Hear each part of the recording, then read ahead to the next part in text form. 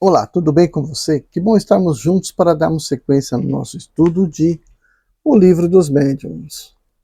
Eu sou o professor Wagner Klein, sou professor de Física, terapeuta holístico e você está no canal Sob Nova Visão.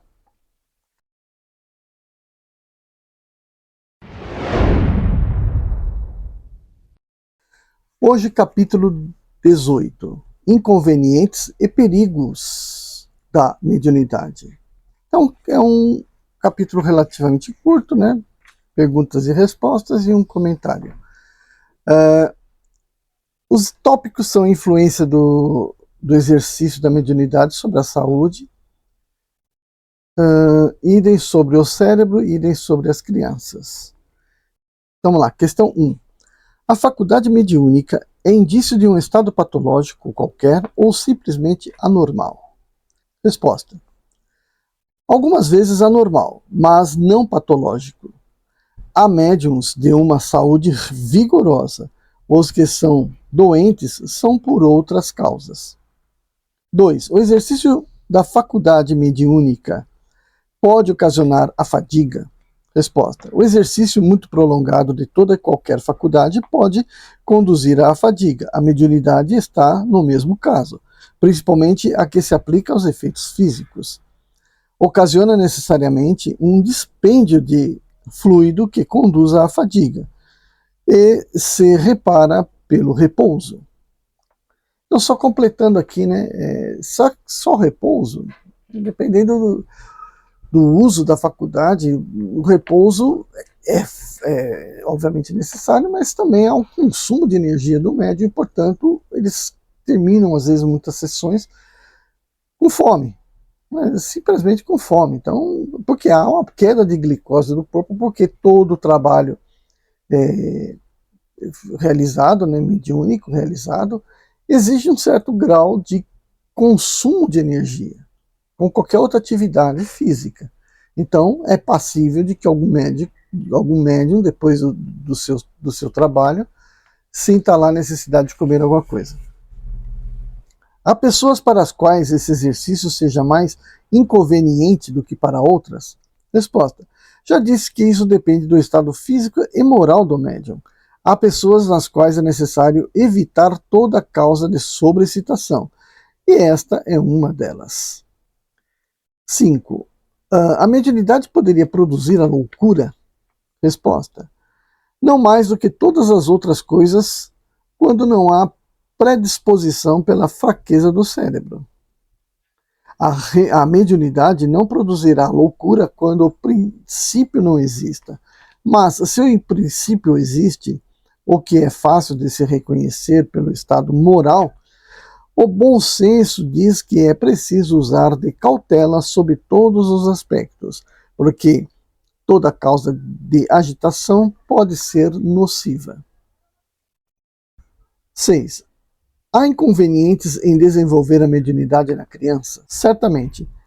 E sustento que é muito perigoso, porque esses organismos fracos e delicados seriam muito abalados e sua jovem imaginação muito excitada. Além disso, os parentes sábios as afastarão dessas ideias, ou pelo menos delas não lhes falarão senão sob o ponto de vista das consequências morais.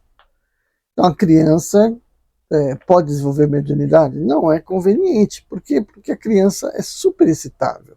A imaginação dela é super excitável. Então, ela pode acabar entrando numa paranoia por conta dos efeitos que acontecem com ela. Pergunta. Entretanto, há crianças que são médiums naturalmente, seja para os efeitos físicos, seja para a escrita e as visões. Isso também é inconveniente? Resposta. Não. Quando a faculdade é espontânea numa criança, é porque está na sua natureza e sua constituição. A ela se presta.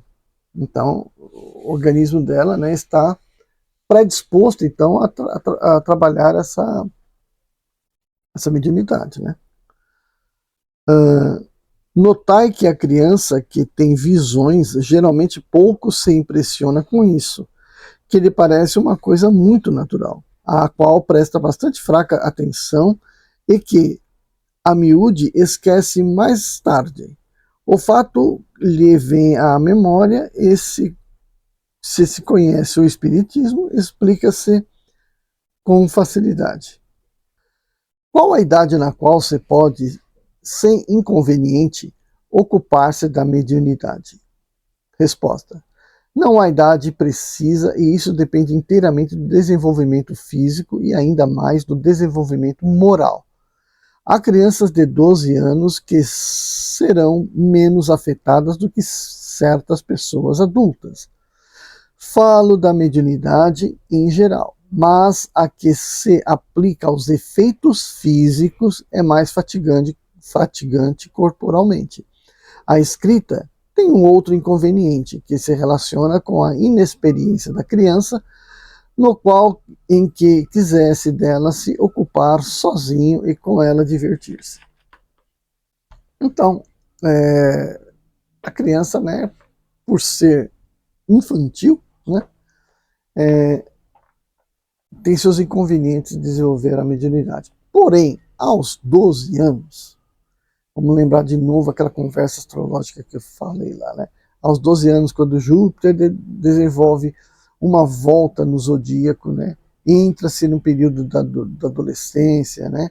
A puberdade, então a criança já está com o espírito mais bem desenvolvido no seu corpo, né? Mais bem, o espírito domina mais bem o seu corpo. Aí, portanto, né? Já passa a ser mais facilmente desenvolver a mediunidade, por questão, né, que o corpo já está mais preparado, e moralmente, geralmente, também.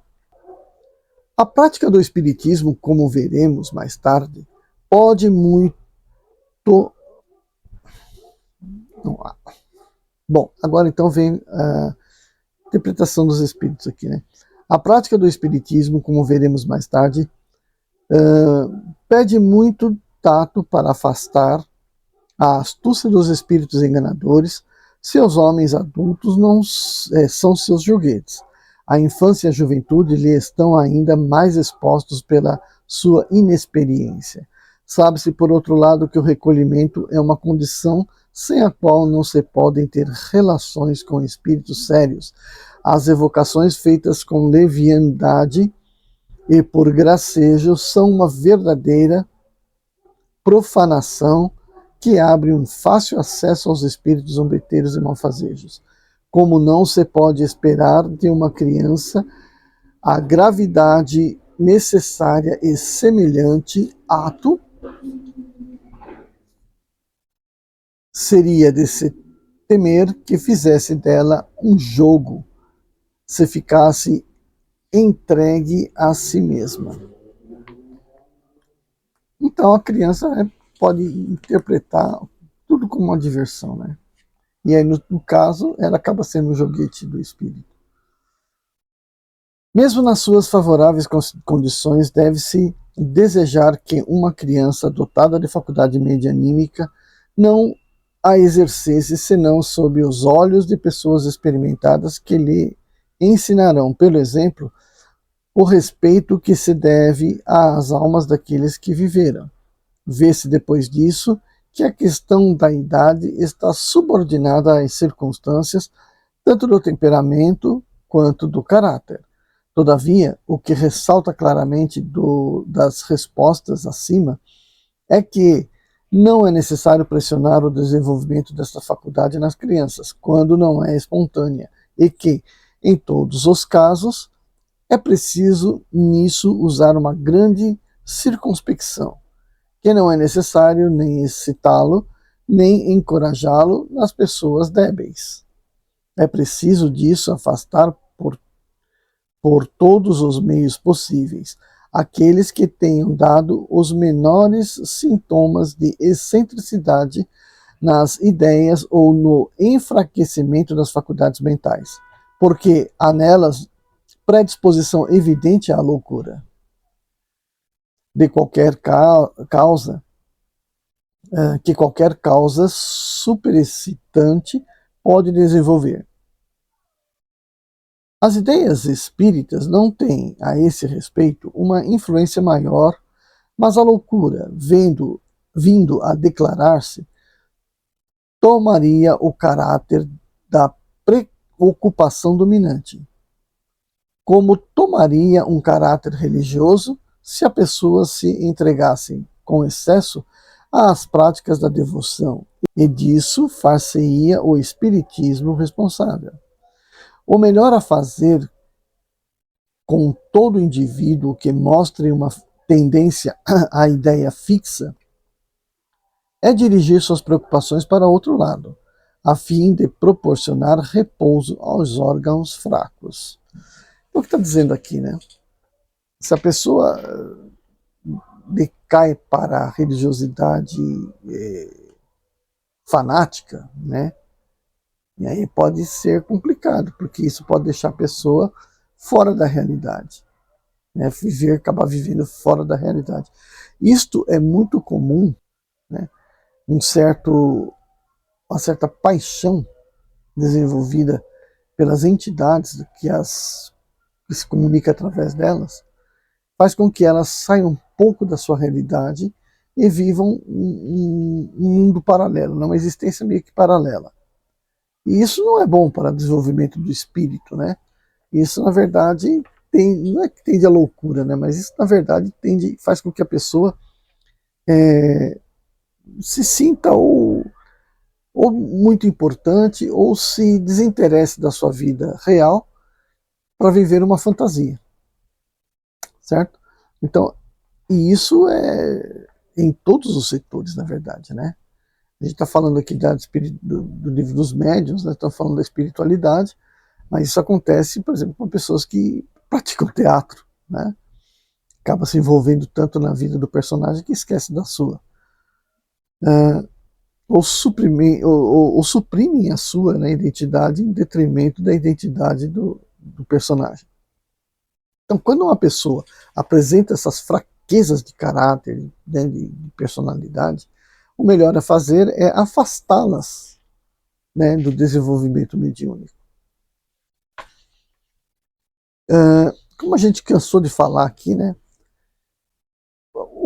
a gente desenvolve a capacidade mediúnica, mas na verdade a capacidade mediúnica, o que é? Ela é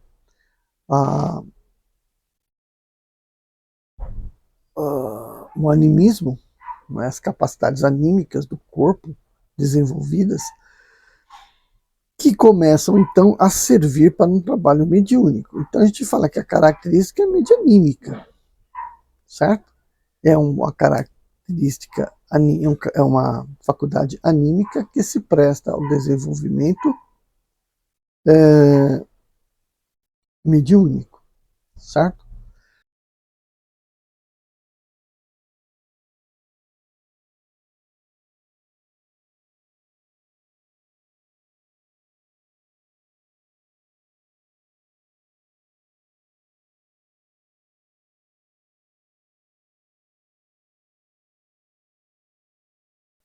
Peço a você que deixe seu like, gostando ou não do vídeo.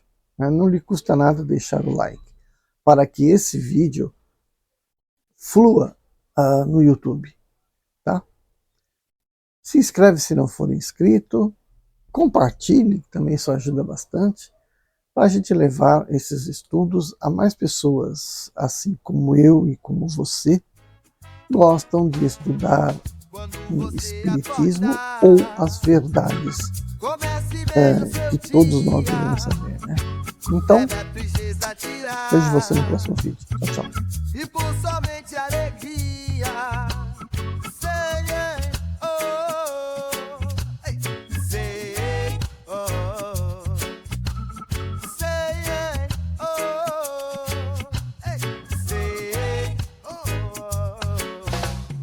mágoa, tristeza e rancor.